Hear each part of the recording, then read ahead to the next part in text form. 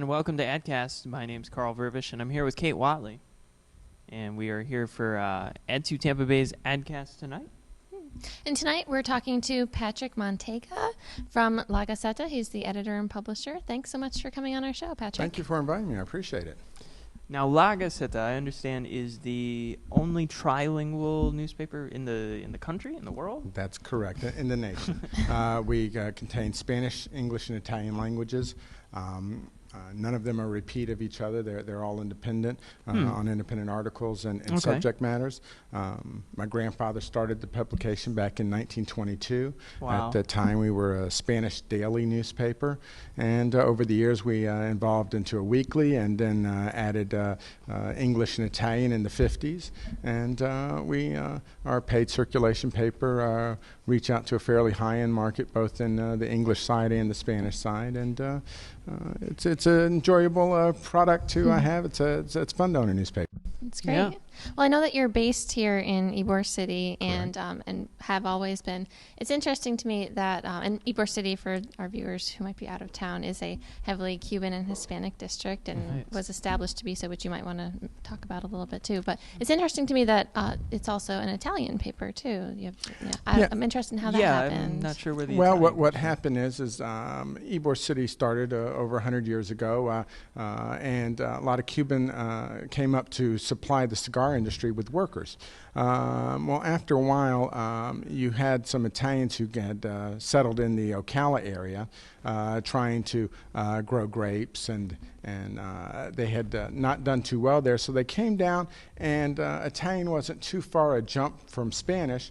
They learned Spanish, and they took up jobs not in the cigar industry, but in industries that supported it. A lot of the grocers were Italians here. And they operated stores, and they had to learn Spanish because Spanish was the language of Ybor City.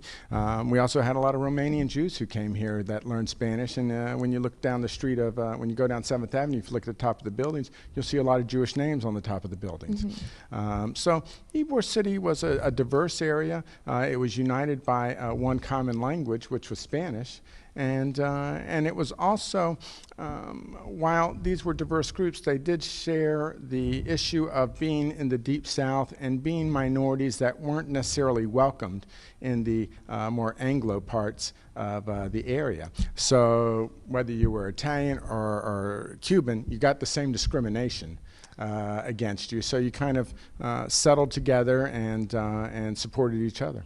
So it's a newspaper born of necessity then. Absolutely. And you know, because of that founding, we still operate as a newspaper that tries to promote and defend the population that we serve.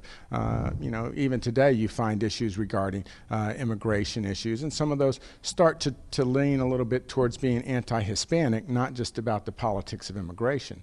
So we still feel there's a need to defend our community, to support it, to write about it, and to try and improve the standard of living of Latins here.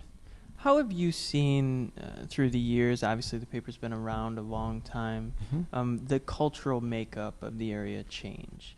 Was it, you know, obviously did it used to be more so, the Cuban and Italian population, or?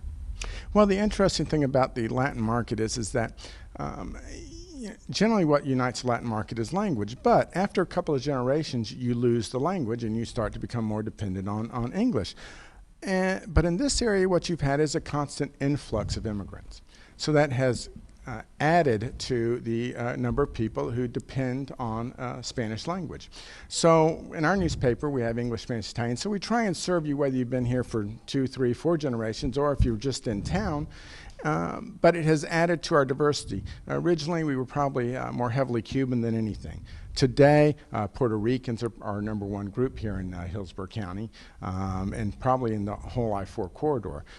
Mexican Americans are next. Cubans would be number 3rd. But we have a lot of Colombians here, a lot of Venezuelans, and depending on who has a problem in which country, you'll get an influx. Venezuela's had a lot of people come over in the recent years because of the issues with Hugo Chavez. Now, obviously, the paper has been in your family for generations, so you must be very well versed and familiar with advertising to minorities. Are there certain considerations that you want to give us some insight on? Sure.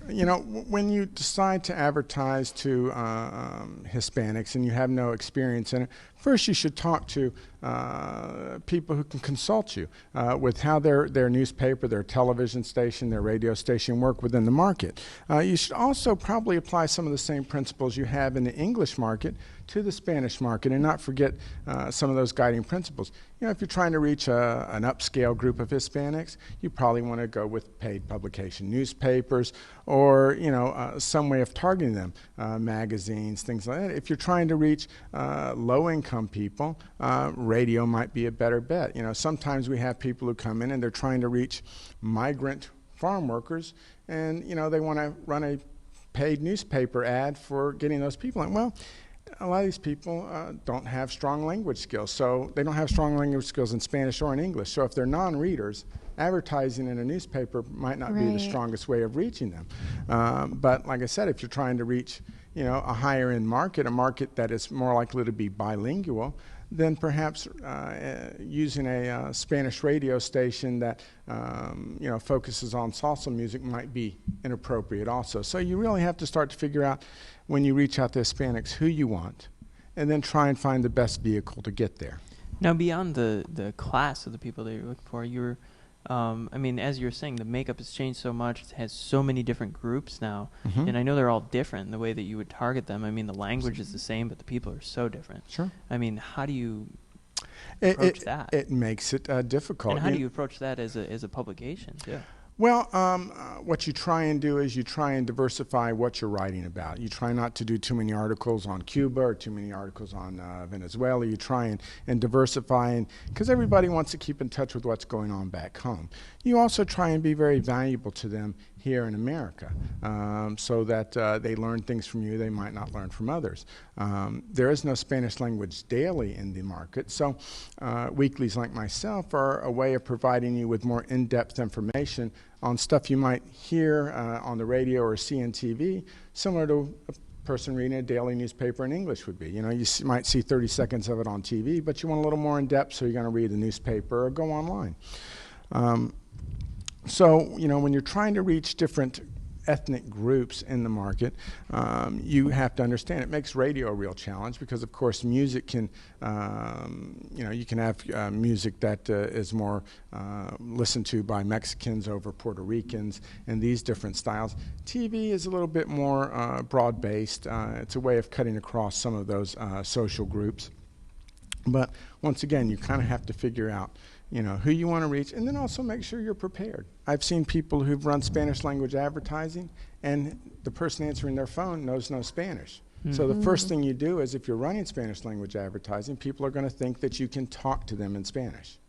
So if you aren't prepared for that, then you've kind of wasted your money by getting in the market that you just aren't prepared to serve. Yeah, so there's people out there saying, yeah, we speak your language, but not really. But they're really not speaking your language. Yeah, that's got to do more harm than good.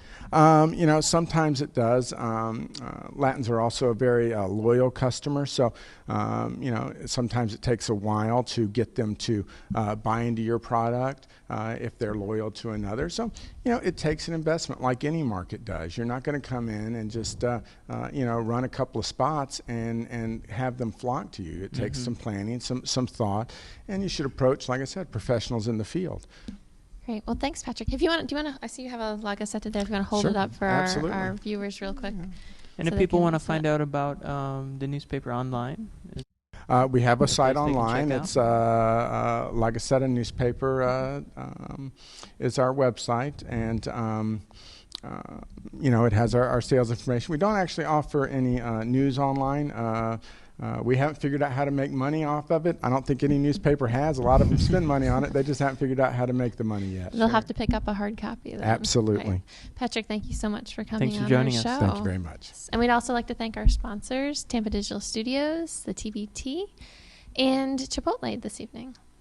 And thanks to all of you at home for watching. We'll be home, not home, here at home, in your home in just a couple of moments.